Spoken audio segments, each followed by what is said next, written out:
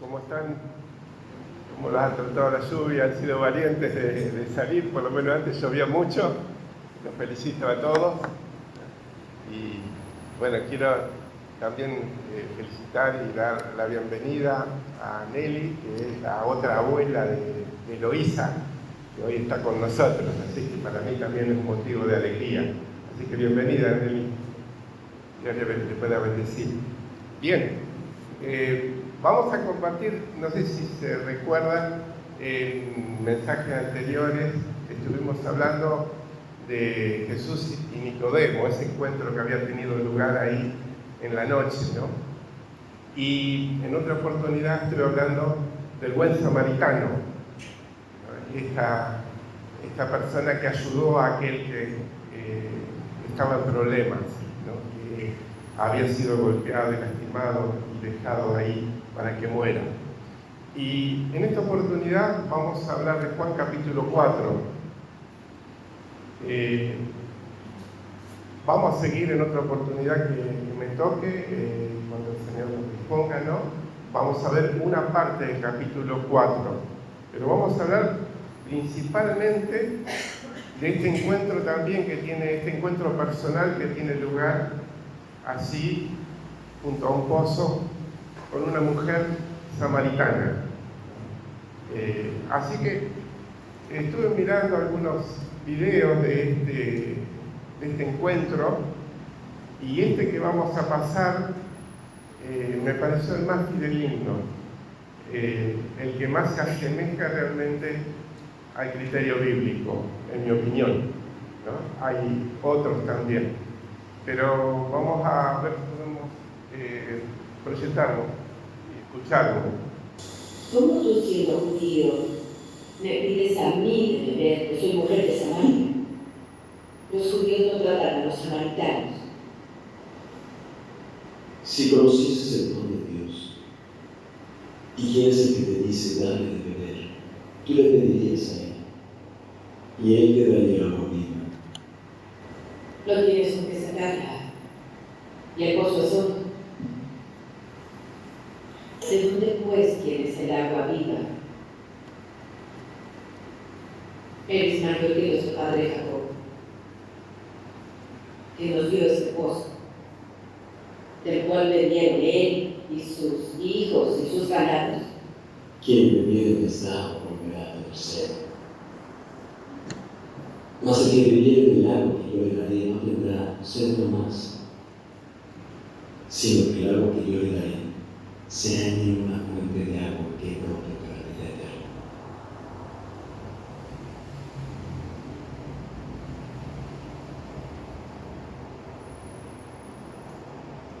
Señor, dame esa agua, para que no tenga sed ni en la casa, Gabriel. Ve, llama a tu marido y vuelve. No tengo marido. Bien has dicho, no tengo marido, porque 5 maridos has tenido, y el que ahora tienes no es tu marido. Esto has dicho con verdad. Señor, parece que eres profeta.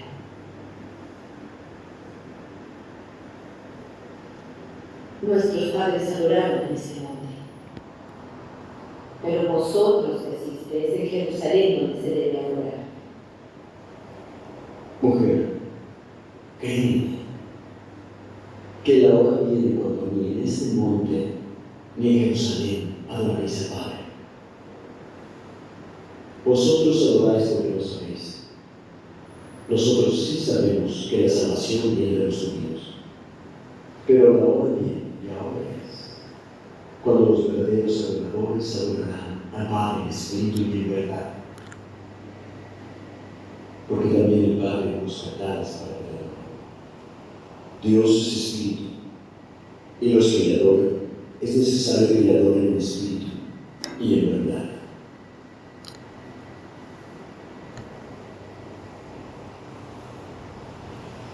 Sé que el Mesías ha de venir. ¿Quién es el Cristo? Y cuando venga nos dirá todas las cosas. Yo soy quien me habla contigo. Muy bien, hemos sentido el relato, está en Juan capítulo 4. El versículo 1 comienza diciendo: cuando pues el Señor entendió que los fariseos habían oído decir, Jesús hace y bautiza más discípulos que Juan, aunque Jesús no bautizaba sino sus discípulos, salió de Judea y se fue otra vez a Galilea. Bien, ahí vemos, ¿no?, el hecho de que Jesús estaba en Jerusalén y los fariseos, dice que oyó o entendió que los fariseos estaban envidiosos porque él bautizaba más discípulos que Juan, ¿no? Aunque él dice que no bautizaba, sino lo hacían sus discípulos, ¿no? Y bueno, acá brota algo que cuando alguien tiene éxito es natural, esta emoción, ¿no? La envidia, ¿no? Y el Señor Jesús no quiso echar más leña al fuego, no era el momento todavía oportuno para confrontar. Él decidió irse a Galilea nuevamente. Y dice que le era necesario pasar por Samaria. Vamos a poner la última. ¿Por qué era necesario? ¿No? Porque este camino, comúnmente que se hacía, no lo hacían a través de Samaria, ir a Galilea. Para entender que acá vamos a pasar a la segunda. Hay un mapa ahí, no sé si se alcanza a ver, pero abajo está Judea, luego está Samaria, en el medio, y arriba está Galilea. Jesús tenía que ir desde Judea, donde estaba Jerusalén, hasta Galilea, que está arriba en el norte. El recorrido normal hubiese sido derecho, como el Señor Jesús lo hizo, ¿no? Pero no tomaban ese camino por varias razones. Era el camino más corto, ¿no? Se dice que de Jerusalén a Samaria hay aproximadamente 50 kilómetros, hasta el lugar que se encontró con esta mujer, que en una aldea de Samaria posiblemente había alrededor de 40 kilómetros, supongamos, ¿no? Así que ese era un camino derecho, pero bueno, había ciertos peligros, y aparte los judíos evitaban pasar por Samaria. Hacían todo un recorrido a través del río, salían de Judea, pasaban el río Jordán, luego lo costeaban todo hacia arriba y entraban nuevamente en Galilea. El recorrido no era a través de Samaria, ya vamos a ver por qué razón, ¿no? Pero dice que Jesús, y le era necesario pasar por Samaria. ¿Por qué era necesario? Ahí el término es muy fuerte, dice en el original, da la idea de absolutamente necesario. Era imprescindible. ¿Por qué? Porque ahí había una persona que tenía que tener un encuentro con él, ¿no? Que es lo que vamos a ver un poquitito. Esta mujer, una mujer rota por dentro, una mujer necesitada, una mujer realmente que Jesús le era necesario ese día hablar con ella. Allí dice que el versículo 5, vino pues a la ciudad de Samaria, a una ciudad de Samaria llamada Sicar, junto a la heredad que Jacob dio a su hijo José. Y allí es cuando él llega al pozo, ¿no? Al pozo que se llamaba el pozo de Jacob. Dice entonces Jesús, cansado del camino, Jesús, cansado del camino, se sentó junto al pozo, que es la imagen que vemos proyectada, ¿no? El Señor tenía un cansancio total en este momento. Y por supuesto, cuando hace calor y cuando se han hecho varios kilómetros, seguramente este era el segundo día de travesía que él llevaba, 40 kilómetros. En aquel tiempo principalmente se viajaba a pie, Jesús se trasladaba a pie con sus discípulos. Y una persona normalmente puede caminar alrededor de 20 a 25 kilómetros por día. Así que en este momento llevaban caminando ya muchas horas y encima bajo el calor, ¿no? que había en ese momento. Y allí el Señor Jesús dice que estaba cansado del camino. Creo que cada evangelio le da una mirada al Señor Jesucristo desde un perfil distinto, ¿no? Lo tenemos a Mateo, que lo ve como el rey de los judíos, ¿no? Aquel rey que vino para reinar y que fue rechazado por los suyos. Marco lo ve como un siervo que viene con una misión, que es dar su vida, servir, ¿no? Sanar a los enfermos, servir como un siervo, cumple una misión, ¿no? Encomendada. Lucas lo va a ver como un hombre, ¿no? Pero que también es Dios. Y Juan lo ve como Dios, pero también como hombre. El enfoque principal es como Dios, ¿no? Ahora, Jesús no era un superhumano. Él era Dios, pero tuvo todas las limitaciones que a veces que un humano tiene, ¿no?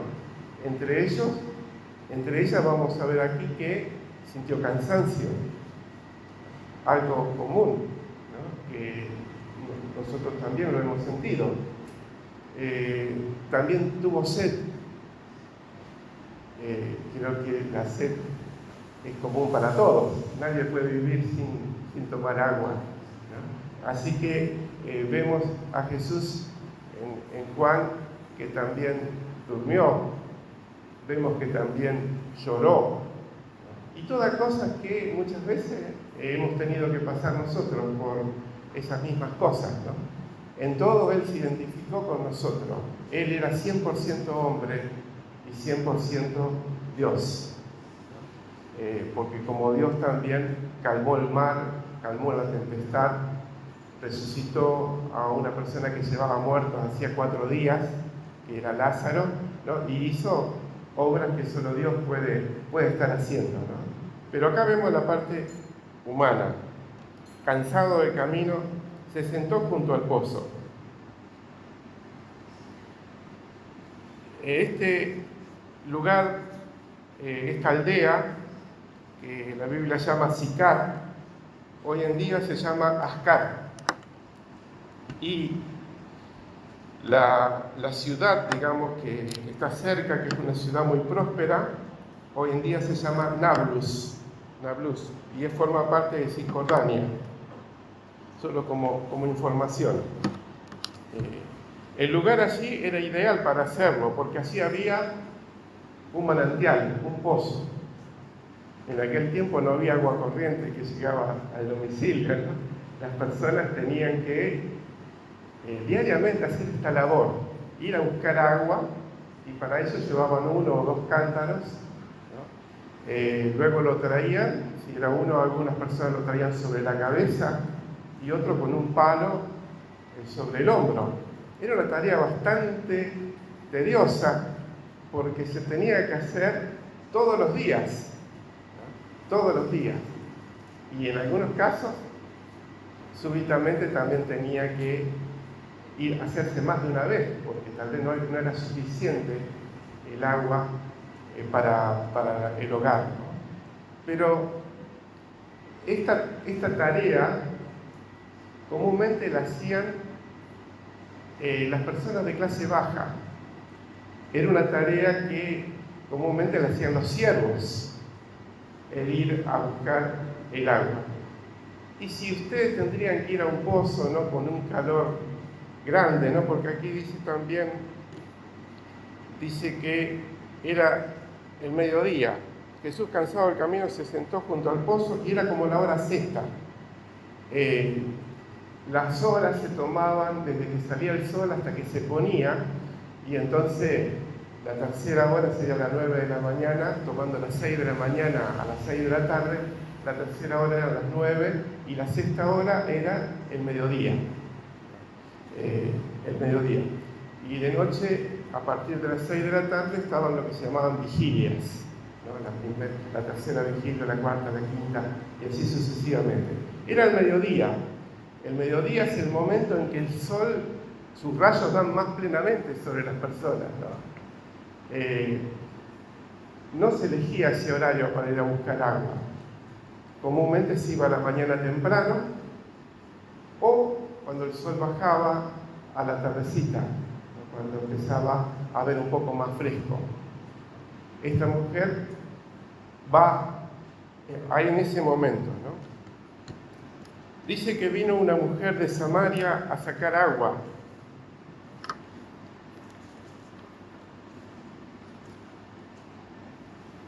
Y Jesús le dijo: dame de beber, pues sus discípulos habían ido a la ciudad a comprar de comer.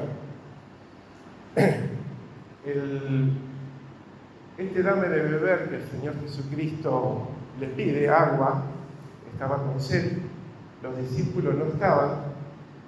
Él dice que lo había mandado a la ciudad a hacer compras. Tal vez el Señor Jesucristo quiso quedarse solo para este encuentro, seguramente. Tal vez que estén los discípulos, tal vez esta mujer no hubiese ido al pozo, ¿no?, porque justamente se piensa que ella esquivaba el contacto con otras mujeres, ni que hablar con otro hombre, ¿no? Ella no quería verse con otro. Posiblemente era una mujer que llevaba una vida inmoral, por lo que vamos a ver un poquito más adelante, que Jesús hace mención de los 5 esposos que había tenido. Y entonces no quería encontrarse con otros.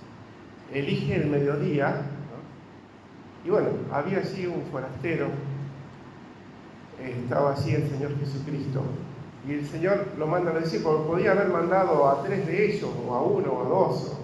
No era necesario que vayan todos, toda la comitiva, a Samaria, ¿no? Y allí él tiene este encuentro con esta mujer que viene a buscar agua. Muy bien. Ahora el Señor Jesús se dirige a ella, diciéndole: dame de beber. Es interesante que la Biblia no dice que le dio de beber, ¿no? Pero vamos a ver que se presupone que sí lo hizo. ¿Por qué? Porque Juan por ahí omite detalles. El evangelista no da todos los detalles. Dice que si se escribirían todas las cosas que Jesús hizo, todos los milagros, todas las cosas que él hizo, no cabrían los libros para poder escribirse, ¿no? Hay detalles que son omitidos.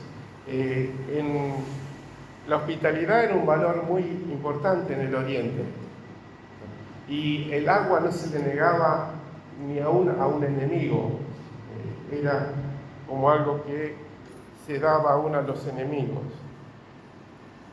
Y el tono con que ella va a responderle no es un tono de reproche, sino más bien de sorpresa. Cuando le pide dame de beber, no es apenas llega a quemarropa. El agua todavía había que bajar el balde y poder sacar el agua del fondo. Era un pozo muy profundo, ¿no? Hoy en día tiene 40 metros aproximadamente de profundidad. Ella misma va a decir que el pozo es profundo. Y llevaba un tiempo, ¿no? El Señor Jesucristo inmediatamente no le pide agua, sino se piensa que fue algo que ocurrió mientras ella subía el balde o cuando ya lo había sacado, ¿no? En ese momento el Señor le pide de beber. Y aunque el evangelista lo omite, se piensa que le dio agua.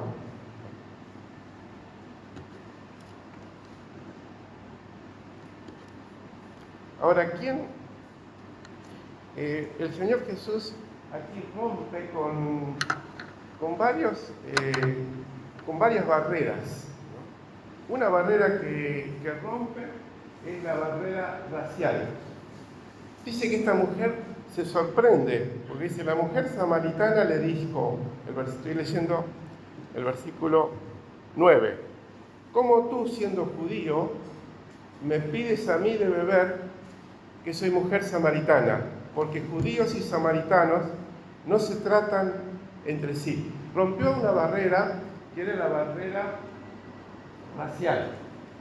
Muchas veces surgen estos conflictos, y ahí había surgido un conflicto ya hacía tiempo. Los samaritanos habían sido conquistados por Asiria en el año 700 aproximadamente, y se habían llevado la mayoría de la población, todos los niños y también todos los que podían trabajar y todas las personas que tenían algún estudio o algo, y dejaron a la gente de clase más baja allí, en ese lugar. No se lo quisieron llevar a ellos. Así que poco a poco estas personas que quedaron, principalmente mujeres, se fueron casando con extranjeros, con personas que habían venido de otros lugares. Y entonces se los consideraba mestizos. No lo consideraban judíos, sino mestizos. Y eran totalmente despreciados. Y ellos, por ese desprecio, no iban a Jerusalén a adorar. Habían constituido un lugar propio de adoración, allí en el monte Gerizim, donde va a mencionar la samaritana. Y su religión era una mezcla de paganismo y judaísmo. Ellos adoraban a su manera. Y los judíos no se trataban con los samaritanos, evitaban a los samaritanos como si fuera una peste, ¿no? Preferían los gentiles a un gentil a un samaritano, uno que no era judío a un samaritano, ¿no? Tenían desprecio por ellos, evitaban tener contacto, menos pedirle cosas y menos que un hombre se dirigiera a una mujer.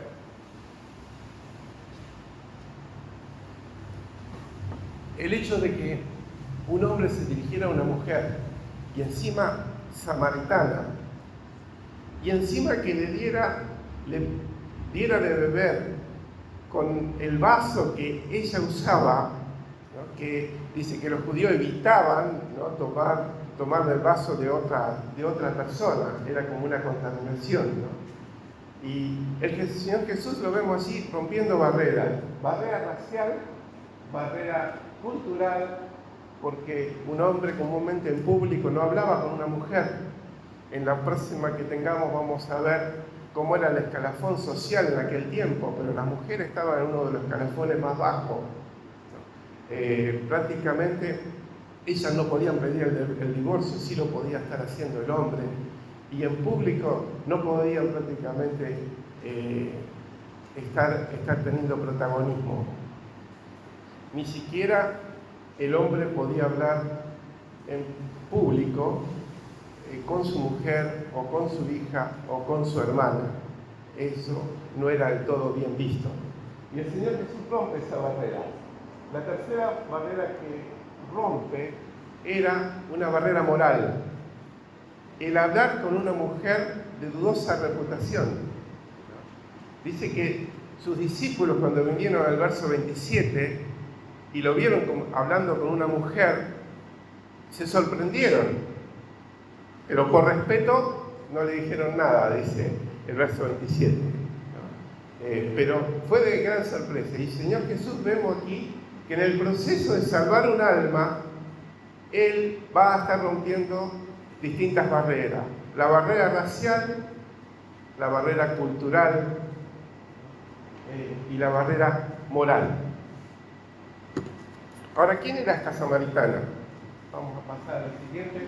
Vamos a ver alguna cosa acerca de eso. Bueno, la Biblia dice que era una mujer. El género era femenino. El nombre, aunque la Biblia no menciona su nombre,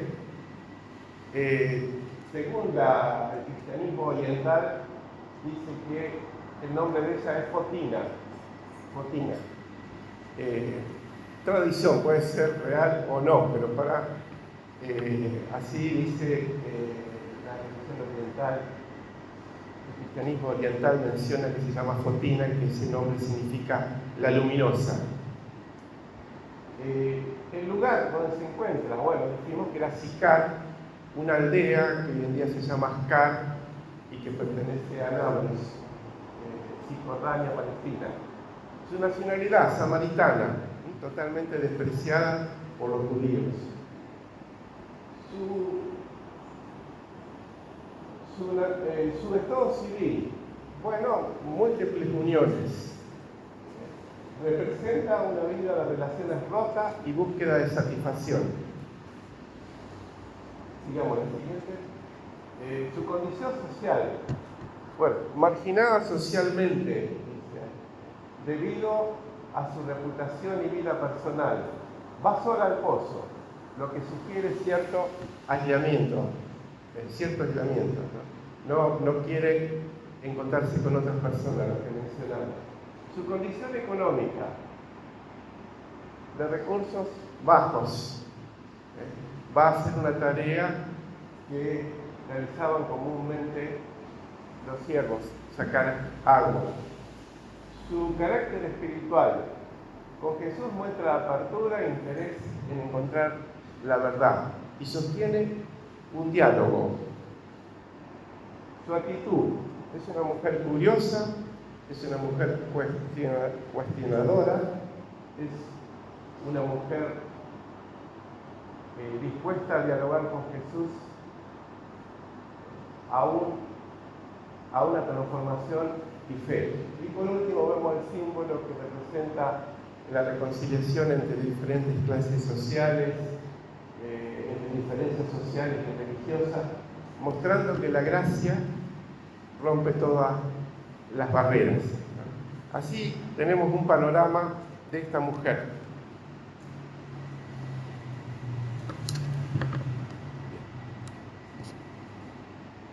Vamos a pasar a la siguiente. La mujer le había dicho en el versículo: como tú siendo judío me pides a mí de beber que soy mujer samaritana, porque judío y samaritano no se tratan entre sí.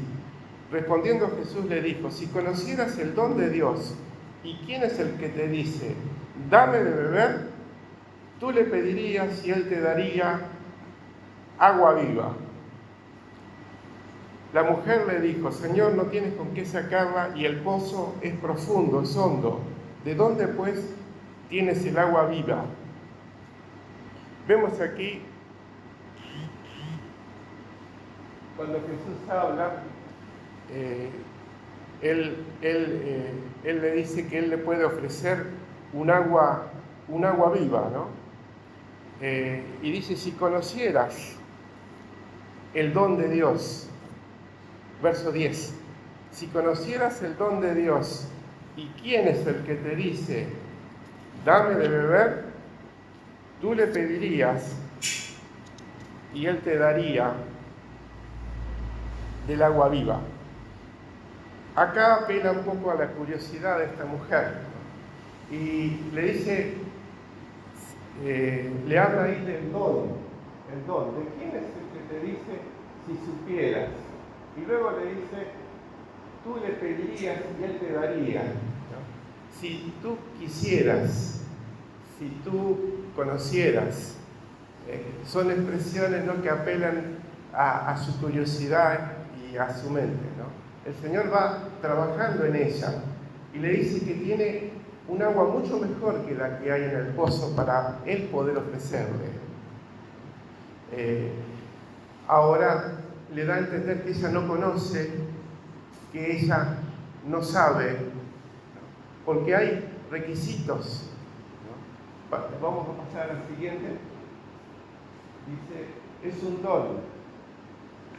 Si conocieres el don, si conocieres el don de Dios, y la salvación es un regalo que obtenemos por gracia, que significa que es un regalo que no merecemos. Si conocieras el don, ese don que no se puede ganar o merecer, que solamente para poder obtenerlo hay que pedirlo. Dice, si conocieras el don de Dios, ¿y quién es el que te dice? Si supieras quién es el que te está diciendo, ¿no? Tú le pedirías, ¿no? Y ese es el requisito para poder obtener esa agua viva, que se refiere a la salvación, a la satisfacción completa y plena que Dios le puede dar a aquel que se lo pide, ¿no? Así que vemos aquí el Señor Jesús con amabilidad le dice, dame de beber. Apela a la amabilidad de esta mujer. Y dicen que la mejor manera de poder tener acceso a un alma es pidiendo un servicio o dando un servicio. Es importante que dicen que hacerle un favor a una persona o dejar que una persona nos haga un favor es la mejor forma de llegar al alma de una persona, ¿no? Que nos haga un favor o nosotros haciéndole un favor, ¿no?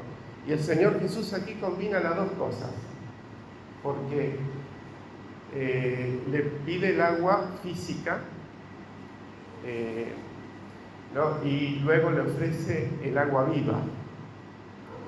Él también le ofrece algo que si ella pedía, él estaba dispuesto a darle, ¿no? Apela a la amabilidad, apela a la curiosidad, apela a su deseo de satisfacción y descanso, apela a su conciencia, cuando más adelante le dice, ve y llama a tu marido, ¿no? Él va apelando a distintas cosas para tocar el corazón de esta mujer, ¿no? Esta mujer que está sedienta de amor y felicidad. Si conocieras el don de Dios, si supieras quién es el que te dice, ¿no?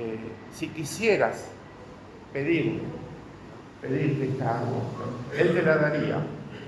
Y es así como el Señor Jesús le ofrece esta agua viva.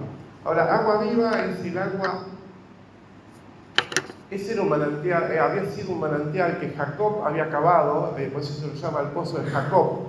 Según la tradición se piensa que Jacob lo había excavado y había allí brotado un manantial, ¿no?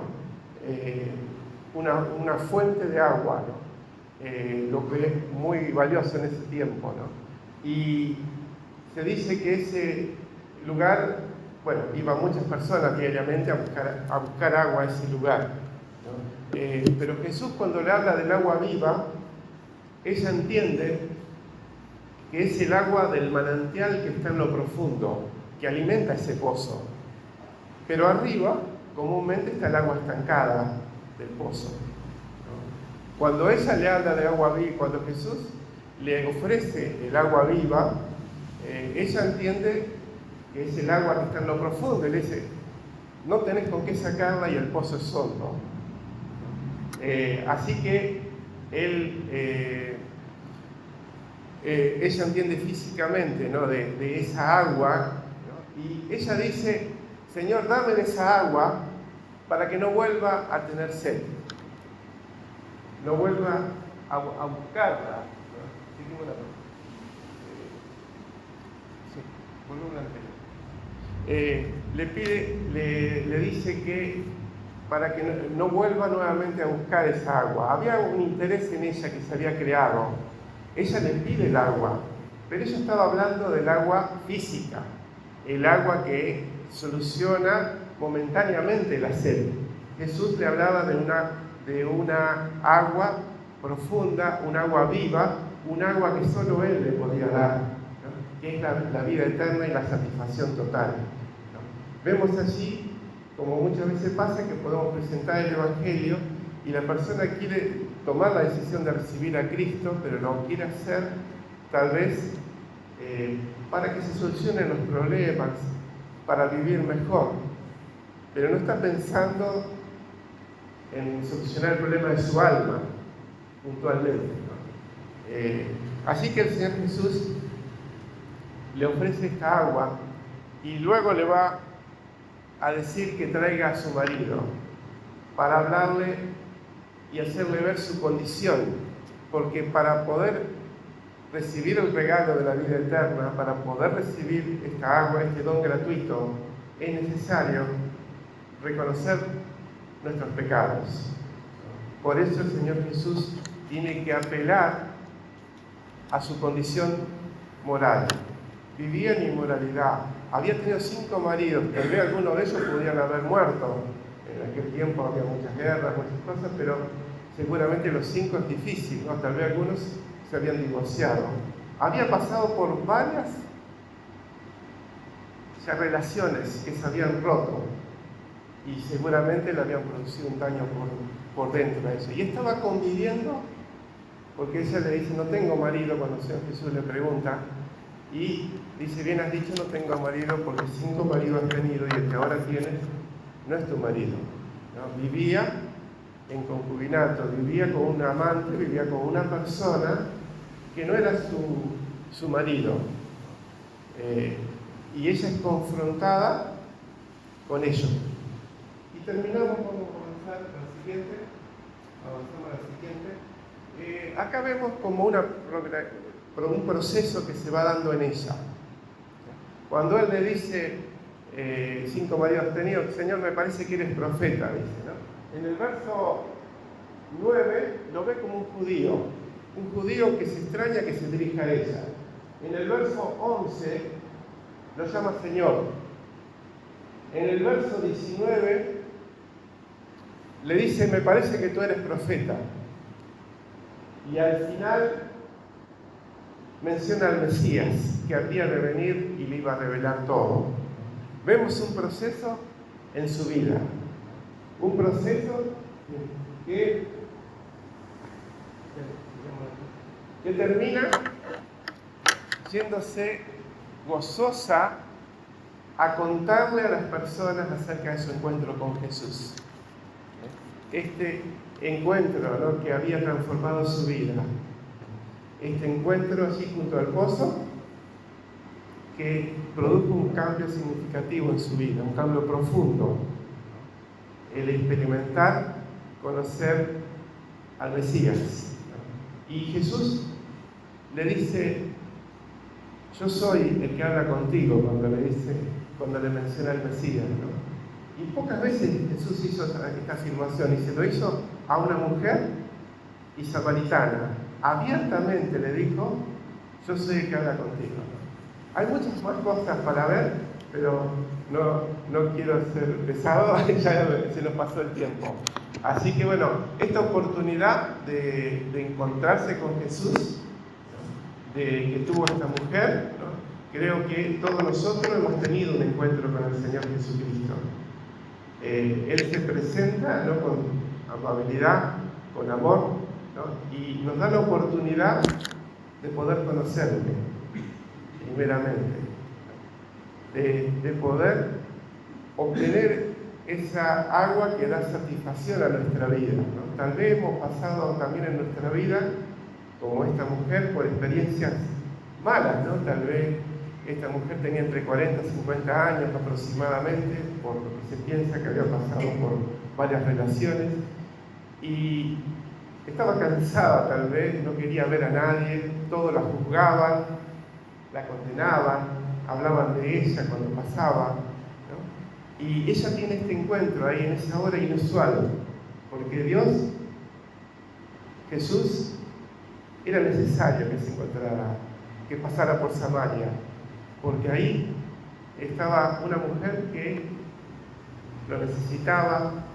y que va a tener un cambio y una transformación y que se va a salvar ella y que se va a salvar mucha gente a través de ella, ¿no? Y tal vez lo que Dios hoy puede hacer en tu vida, ¿no? Es que mucha de tu familia, muchos de tus amigos, también a través de tu encuentro con Jesús, puedan llegar a conocerle también y conocer este don, esta salvación, que es un regalo gratuito que Dios ofrece, ¿no? Y a los que ya somos sus hijos y que le conocemos, el ejemplo de esta mujer de ir y dar testimonio abiertamente. Ella antes esquivaba a la gente, pero corre al encuentro de ellos a decirle: vengan a ver a alguien que me ha dicho todo cuanto he hecho.